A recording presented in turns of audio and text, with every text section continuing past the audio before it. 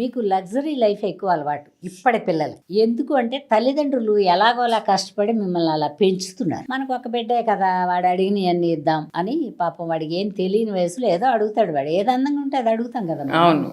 అవి ఇచ్చేసి పిల్లల్ని చెడగొట్టి వాళ్ళ తర్వాత మాట విన్న స్టేజ్కి మీరు తెచ్చుకుంటున్నారు.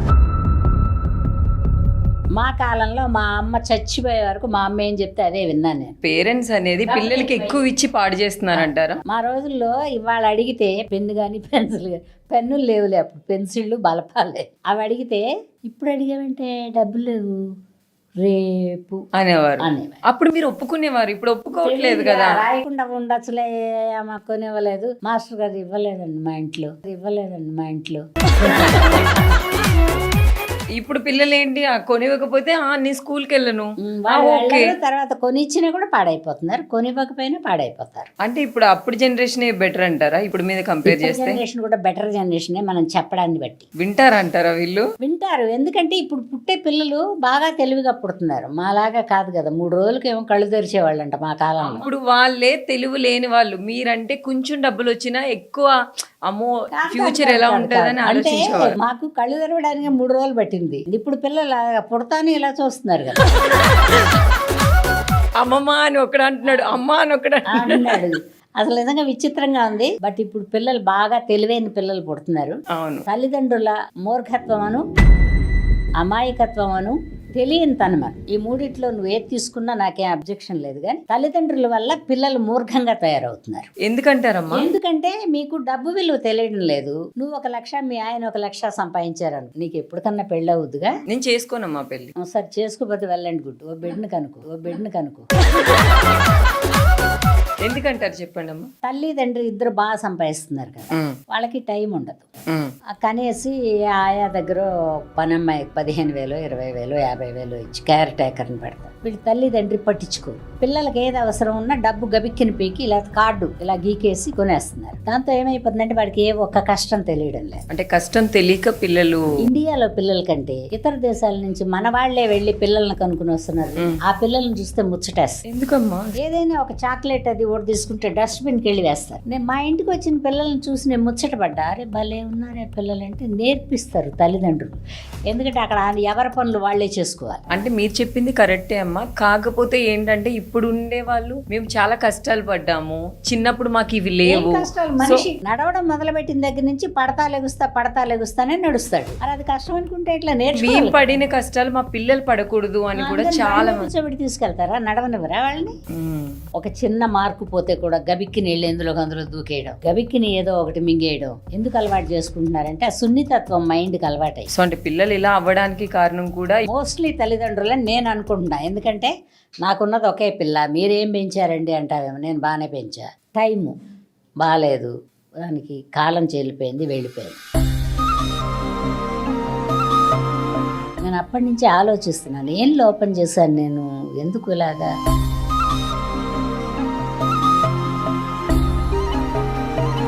వాళ్ళ మైండ్లో ఉండేదేదో మనకి చెప్పరు కానీ కనుక్కోవాలి. నాకు కనుక్కోవడానికి కుదరలేదు, మాట్లాడడానికి మనకి ఆర్టిస్టులు కుదరదు. ఎందుకంటే అన్ టైమింగుల్లో ఇంటికి వస్తాం, అన్ టైమింగుల్లో షూటింగ్కి వెళ్తాం. మన ఫుడ్ కూడా కరెక్ట్గా ఒక్కోసారి దొరకదు. అది కష్టమని నేను అన్ను, ఎందుకంటే ఇంటి దగ్గర ఉంటే తింటాం కదా. ఇక్కడ ఒక పూట ఒక అరగంట పావు గంట లేట్ అయితే ఏం పోయింది అనుకుంటాం. అందుకని కళాకారులకి చాలా మందికి కష్ట నష్టాలన్నీ తెలుసు. కష్టాన్ని నష్టాన్ని కూడా కష్టం అనుకోరు. సర్లే టైం బాగాలేదు, పోయింది, టైం బాగాలేదు, ఇలా అయింది అనుకుంటారు. మీరు అనుకుంటారా అమ్మా, అంటే ఒక్కరోజు మా అమ్మాయిని కూర్చోబెట్టి మాట్లాడుంటే దాని బాధ ఏంటో తెలిసేది? అక్కడికి మాట్లాడాను, చాలా మందికి తెలియదు. అంటే వాళ్ళు వినాలి కదా. వినని వాళ్ళు ఒకళ్ళో ఇద్దరు ఉంటారమ్మా, వినేవాళ్ళు 90 మంది ఉంటారు. ఇప్పుడు మనకి ప్రాబ్లం అంతా పిల్లలే. బాగా చదవలేదని, బాగా స్కూల్కి వెళ్ళడం లేదని, బాగా తింటం లేదని. ఓడి కాదు, తల్లిదండ్రులకి బోల్డ్ అన్ని వేదనలు. తర్వాత వాళ్ళు ఏది అడిగితే అది ఆర్డర్ చేసి తెప్పిస్తారు. ఆ ఆర్డర్ చేసి తెప్పించింది వాడు ఎంత బాగా చేస్తాడు. పసిబిడ్డకి జబ్బు చేయకుండా ఉండాలంటే మనం ఇంట్లోనే పెట్టాలి. మినిమం 10 years వచ్చిన దాకా బాగా చూసుకోవాలి. నాకు తెలిసి 10 ఏళ్ల తర్వాత చిన్నగా హార్మోన్స్ చేంజ్ అవుతా కొంచెం మారుతారు. మనం అంటే కూడా ఇష్టపడరు ఒక్కోసారి. అవును, ఇప్పుడు చాలా మంది మీకంటే హాస్టల్లోనే బెటర్, అక్కడ ఉంటేనే బెటర్, నేను హాస్టల్కి వెళ్ళిపోతాను. వీళ్ళు చిన్నప్పటి నుంచి ఇంత ప్రేమగా పెంచి వీళ్ళేమో మీ దగ్గర ఉండము, మీరంటే మాకు చిరాకు ప్రేమగా తెప్పిస్తున్నా. పెంచడం అంటే నేను చెప్పిన కుటుంబం అంతా ఉండి పెంచడం వేరు. ఓ అమ్మమ్మ ఓ తాతయ్య అప్పుడప్పుడన్నా వచ్చి 10-15 రోజులు ఉండి వాళ్ళని చూసుకుంటా ఉంటే వాళ్ళకి రిలేషన్, ప్రేమ, అభిమానం ఇంతమందితో కలిసి ఉండాలని తెలుస్తుంది. ఒక తల్లిదండ్రే కదా ఉంటున్నారు ఇంట్లో, అలోన్ గా ఫీల్ అయ్యి, ఒంటరితనం ఫీల్ అయ్యి పిల్లలు అలాగా. పాతకాలంలో అలా కాదు. ఓ దెబ్బ కొట్టినా, ఓ ఫుడ్ పెట్టినా, 4-5 పిల్లలు ఉండేవాళ్ళు, చుట్టుపక్కల పిల్లలతో ఆడేవాళ్ళు, కొట్టుకున్నా మళ్ళీ వెళ్ళేవాళ్ళు. ఇప్పుడు కొట్టుకుంటే అసలు వాళ్ళ ఇంటి వైపు చూడమాకని తల్లిదండ్రులు చెప్తున్నారు. అది కూడా ఒక ద్వేషమే కదా. సో అంటే బేసిక్ గా ఇది మిమ్మల్ని అడిగితే హర్ట్ అవుతారు, కాకపోతే మన ఫ్రెండ్ సర్కిల్ అవ్వచ్చు, లేకపోతే ఏదైనా అవ్వచ్చు, ఎవరైనా లేరు అని తెలిసినప్పుడు మనం తట్టుకోవడం చాలా కష్టం. కానీ మీరు తెల్లవారుజామున గుర్తొస్తారు, ఏదైనా తినేటప్పుడు గుర్తొస్తారు, తర్వాత వాళ్ళకి ఇష్టమైంది మనం తినేటప్పుడు గుర్తొస్తారు. బట్ కాలం రొటీన్, ఓ మనిషి వెళ్ళడం మళ్ళీ పుట్టడం, ఓ మనిషి రావడం, ఇవన్నీ సహజంగా జరుగుతాయి. కానీ షూటింగ్స్ లో కానీ ఏదైనా కానీ మీరు రాగానే అమ్మ ఎలా ఉన్నారు అని ఒక అమ్మగా మేము అడుగుతాం. అమ్మ అని పిలిచే వాళ్ళు ఎక్కువ మంది ఉండటం వలన ఒక అమ్మ పిలవకపోయినా మర్చిపోతున్నానేమో. ఎందుకంటే బయటకు వస్తే ఏమండి ఎలా ఉన్నారు అనేదానికి, నువ్వు అమ్మ ఎలా ఉన్నావు అనేదానికి ఉంటుంది. అమ్మ అనగానే ఇంకా ఎవరు గుర్తురారు. ఇక్కడ వర్క్ చేస్తున్నాం అనుకో, వీళ్ళే మన పిల్లలు అనుకుంటాం. సాయంత్రం ఇంటికి పోతే గానీ ఒంటరితనం తెలియదు. రోజు మీరు అంటే ఏదో ఒక టైంలో ఖచ్చితంగా గుర్తొస్తారు కదమ్మా. అసలు మీరు ఎలా టైం కాదు, 24 hours గుర్తుంటారు. బట్ అలా తాడు పట్టుకుని ఎలాడలేం కదా, మనం కూడా బతకాలిగా. మనం వెళ్ళిపోయిన దాకా మనం కూడా జీవించాలి. నేను ఆర్టిస్ట్గా వచ్చినప్పటి నుంచి ఇప్పటిదాకా చాలా మందిని చూస్తా ఉన్నా. నేను కూడా అదే రొంపులోనో, అదే ఆనందంలోనో, అదే డైమండ్ హౌస్లోనో ఉన్నాను అనుకుంటాను. ఎవరన్నా ఒకళ్ళు అలా బాగాలేరంటే బాధపడతాను నేను. పాత వాళ్ళకి ఏం తెలియదు, ఏది పెడితే అదే తినేవాడు. ఇది కాదు, ఇది పెట్టండి, ఇది వద్దు, ఇట్లంతా ఉండేది కదా. పెద్దవాళ్ళని హింసించడం తక్కువ. ఇప్పుడు పెద్దవాళ్ళు తెచ్చి పెడుతున్నా హింసిస్తున్నారు పిల్లలు. కొంచెం పెద్ద ఎదిగిన తర్వాత వాళ్ళ అనాథాశ్రమంలో వేసేసి వీళ్ళు వైఫ్లతో సెటిల్ అయ్యి, అనాథాశ్రమాన్ని కూడానే తప్పుగా అలా వెళ్ళకూడదండి అంటారు. కానీ ఒక్కోసారి ఏమవుతుందంటే నిస్సహాయత. పెద్ద వయసు వచ్చింది కాబట్టి చెప్తున్నా నేను, ఏ పని చేయబుద్ధి కాదు. ఒక్కోసారి ఒక 4 మనుషుల్లో ఉండి 2 మనుషులు భారం కదా వాళ్ళకు కూడా. ఇప్పుడు నువ్వే ఉన్నావు, పొద్దున్న మేకప్ వేసుకోవాలి, షూటింగ్ వచ్చాయి. నేనే తల్లిగా ఉన్నా, తండ్రిగా మేమిద్దరం మంచం దగ్గర కుర్చీలోంచి లేవలేని పొజిషన్ అనుకో. పని అమ్మాయికి చెప్పి రాగలవు, అందుకంటే ఏం చేయలేవుగా. వాళ్ళ కోసం ఆగిపోతావా? అంటే ఇప్పుడు మేము చేస్తున్న వర్క్ పెద్దవాళ్ళు భారం అనిపిస్తుంది. పెద్దవాళ్ళు వాళ్ళ పని వాళ్ళు చేసుకుంటే వీళ్ళకేం అడ్డం కాదు. చేసుకోలేనప్పుడు ఏం చేస్తారు?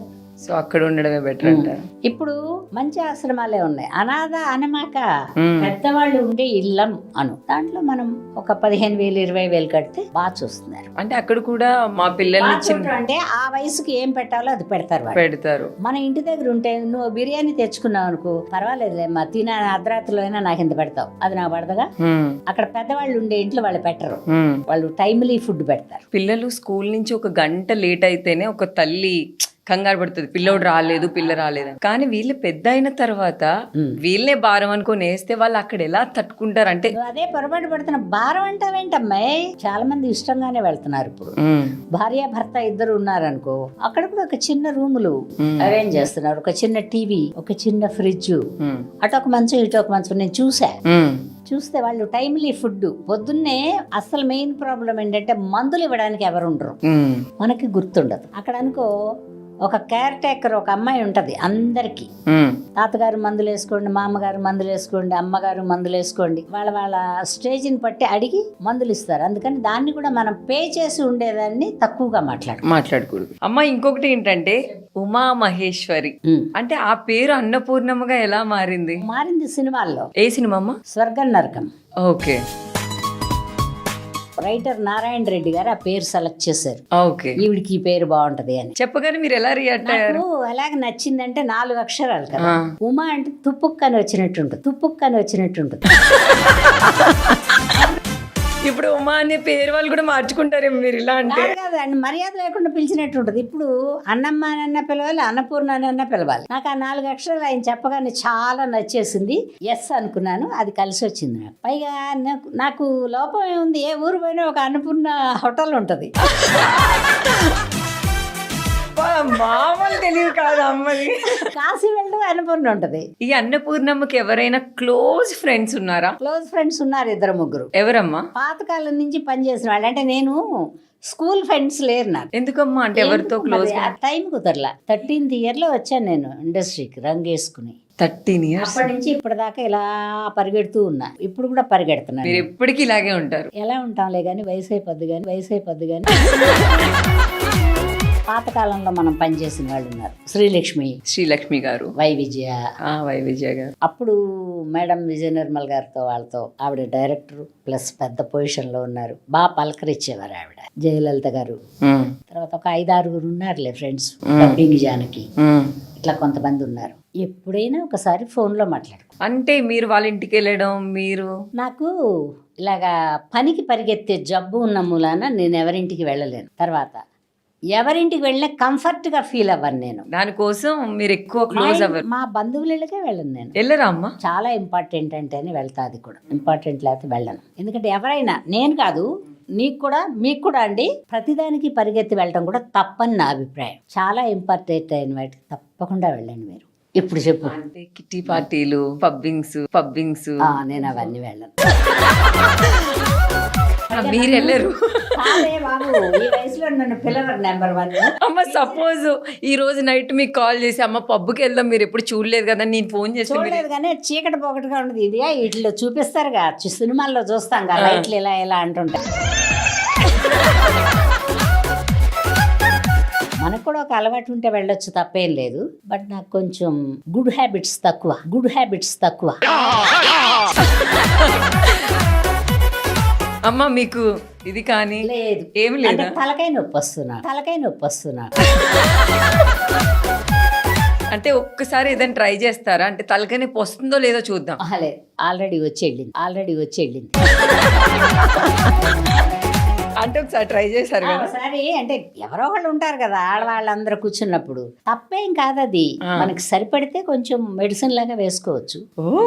తప్పేం లేదు, ఏది తప్పులేదు. లిమిట్ దాటనంత వరకు లైఫ్ లో ఏది తప్పులేదు. వేసిన తర్వాత ఏమనిపించిందమ్మా? తలకాయ పోటు తూలుతాం అటుపక్కకి ఆ గోడ పట్టుకుని. ఎందుకు ఆ కష్టం? డబ్బులు కూడా ఖర్చు పెట్టుకుని, ఎదటివాడి డబ్బులో మన డబ్బులో ఖర్చు పెట్టి ఆ గోడ మీద ఈ గోడ మీద పడి రాత్రి పంపుకు తగిలిందండి. బ్యాడ్ హ్యాబిట్ అని చెప్పను నేను. తగిలిందమ్మా ఏ గోడకైనా రోజు తాగాక? ఎవరికైనా ఫోన్ చేయడం కానీ మీరు ఇంకా అసలు ఏం లేదు? ఇంకా మనకి ఇది సరిపడదని నేను డిసైడ్ అయిపోయా. ఓకే. నేను అంతా లేడీస్ అంతా కూర్చున్నప్పుడు చూసా, మనకి వర్కౌట్ అవ్వాల. సరే అమ్మ, అంటే ఇది మిమ్మల్ని అడగకూడదో నాకు తెలీదు. అంటే మా మదర్ అడగమన్నారు. మీకు పెద్ద ఫ్యాన్ మా అమ్మ గారు. ఆ టైంలో మీకు ఎవరైనా ప్రపోజ్ చేయడం జరిగిందా? ఈ ప్రపోజల్స్ లైఫ్ అంతా ఉంటాయి. ఇప్పటికీనా అమ్మ? ఎప్పటికీ ఉంటాయి. ప్రపోజల్ లేదా మనిషి బతకలేడు అసలు. అమ్మ మీకు ఇప్పటి వరకు ఎన్ని ప్రపోజల్స్ వచ్చాయి? అందరూ అమ్మ అంటారు, నాకేం ప్రపోజ్ చేస్తారు కానీ. నేను ఒక అదృష్టం చెప్పనా, చాలా ప్రపోజల్స్ వచ్చేవేమో గానీ సినిమా ఇండస్ట్రీకి వచ్చేటప్పుడు మదర్ క్యారెక్టర్స్ చేసేవారా? మదర్ ఓ రామారావు గారికి తల్లి ఎవరన్నా కన్ను కొడతారా? చిరంజీవి గారికి తల్లి ఎవరన్నా కన్ను కొడతారా? చిరంజీవి అన్నయ్య అయినప్పుడు నేను అమ్మాయిగా, అంతేగా. నాగార్జున అన్నయ్య అయినప్పుడు నేను అమ్మాయిగా. అందుకని అక్కడ అడ్డం పడిపోయింది. నేను యంగ్ వేషాలు వేస్తే ఎవరన్నా లేపుపోదురేమో. అదేగా నువ్వు అడగాలనుకుంది. నా లైఫ్ లో కొంచెం తక్కువ అమ్మాయి, చాలా అందగత్తిని కాదు నెంబర్ 1. నీ హీరోయిన్ పెద్దగా వేయలేదు. తర్వాత ఏమి కెమెరా డాన్సులు గిన్సులు అంతా ఆడలేదు. టెంప్టింగ్ గా ఏం అనిపించను నేను. అంటే మీ లైఫ్ లో ఎవరికి అబ్బాయిలకి వార్నింగ్ ఇవ్వడాలు కానీ అలాంటివి జరగలేదు? వార్నింగ్ ఏముంది, వాడి ఇష్టం, వాడి మనసు, వాడి ముచ్చట పడతాడు. కొన్ని కళ్ళగనుకొని తప్పే ఉంది. ఒక వర్గానికి మీరు ఇన్స్పిరేషన్. ప్రేమ కాకరకాయ ఇవన్నీ నేను నమ్మను. అయ్యో, ప్రేమ లేదే ఇప్పుడు అసలు ఏమీ లేదమ్మా. ఒక మనిషి మీద ఒక మనిషి నమ్మకం ఉండాలి, దాన్ని బిల్డప్ చేసుకుంటే అదే ప్రేమ. అయ్యో, ఇప్పుడు ప్రేమ కోసం తల్లిదండ్రులను వదిలేస్తున్నారు, ఒప్పుకోకపోతే గర్ల్ ఫ్రెండ్ కూడా వదులుతున్నారు. చాలా మందిని చూస్తున్నాను నేను. అవునమ్మా. నీకు రూపాయి సంపాదన లేకుండా అమ్మా నాన్న ఇచ్చే డబ్బులతో ప్రేమ ఏమిటి? కాకరకాయ. ప్రేమించడం అనబడేది ఎవరికైనా తెలిస్తే తల్లిదండ్రులను కూడా ప్రేమించాలి, చేసుకునే అమ్మాయిని కూడా ప్రేమించాలి. అంటే అబ్బాయిలే కదా, అమ్మాయిలు కూడా అలాగే. అమ్మాయిలు ఎలా అంటే లేని చిన్నతనంలో బయటకు వచ్చిన వాళ్ళు, చాలా పీనాసిగా బతికిన వాళ్ళు, ఏదో ఆ అబ్బాయి ఖర్చీఫ్ కొని పెడతాడు, ఆ అబ్బాయి లంగా కొని పెడతాడు, ఆ అబ్బాయి ఒక లెహంగా కొని పెడతాడు, ఆ అబ్బాయి ఒక జత చెప్పులు కొని పెడతాడు, వీటికి కకృతి పట్టమే కానీ అది శాశ్వతమైన ప్రేమలు కాదు. ఏమన్నా కామన్ సెన్స్ ఉండే అమ్మాయి కానీ అబ్బాయి కానీ ఉంటే మన ఊళ్ళో మన తల్లిదండ్రులకు చెడ్డ పేరు వస్తుందని ఒకటి ఆలోచించాలి. సిటీకి రాగానే చెడిపోతున్నారు అమ్మాయి. అంటే ఎందుకమ్మా ఇక్కడ ఎందుకంటే అక్కడ ఒక 4-5 జారుతారు కదా, ఫ్రెండ్స్ అవుతారు. ఇంటి దగ్గర ఏదో దొరకంది ఇక్కడ ఏదో దొరుకుద్దని ఒక ఆశ, దాని నుంచి ఎక్కువ చెడిపోతున్నారు. అంటే ఈ సిటీకి రావడమే తప్పంటారా? సిటీకి రావడం తప్పని నేను అంటల్లా, ఎదట మనిషికి ఏది ఉంటే అది నాకు కావాలనుకోవడం తప్పంటాను నేను. ఓ పక్కన వాళ్ళతో కంపేర్ చేసుకోవడం తప్పంటారు. మన వరకు మనం బతకాలి. అంటే ఇప్పుడు ఈ ఆశకు పోయి ప్రాణాలు పోతున్నాయి అంటారా? ఏదో ఒక ఆశ. అంటే ఇది నిజం అనుకోని ఇవన్నీ ఇంకా మోసపోవడాలి. ఇవన్నీ చాలా సొసైటీ తెలియదు కానీ ఈ యూట్యూబుల్లో వీటిల్లో వచ్చే వాటిని చూస్తున్నారమ్మా. యూట్యూబ్ చూస్తున్నారా? చూస్తాను నేను, మంచి చెడు అన్ని చూడాలి. ఇప్పుడు చాలా మందిని చూస్తున్నాను, అత్యాశతో జీవితాలు పాడు చేసుకుంటున్నారు. ఓకే, ఆస్తితో పాటు. మాకును ఆ జనరేషన్కి ఈ జనరేషన్కి వేరియేషన్ చెప్పు అన్నావుగా, అప్పుడు మాకు అత్యాశ తెలియదు.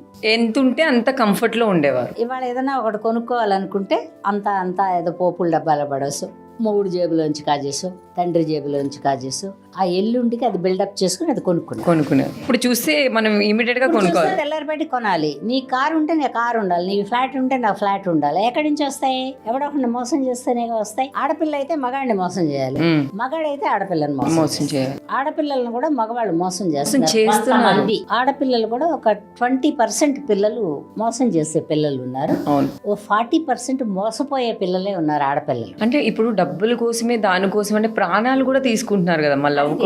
ప్రాణం పోయినా కదా తెలుస్తుంది, తల్లిదండ్రులు తెలుస్తుంది, వాళ్ళకి తెలియదు. అందుకని కళాకారులుగా వచ్చిన వాళ్ళకి కొంచెం కామన్ సెన్స్ ఉంటది. ఏంటో మనకి షార్ట్ లైఫ్ లోనే మనకి షార్ట్ లైఫ్ ఏం కాదు, మనది కూడా మంచి లైఫ్ బిల్డ్ చేసుకుంటా వెళ్ళాలి, హానెస్ట్ గా ఉండాలి.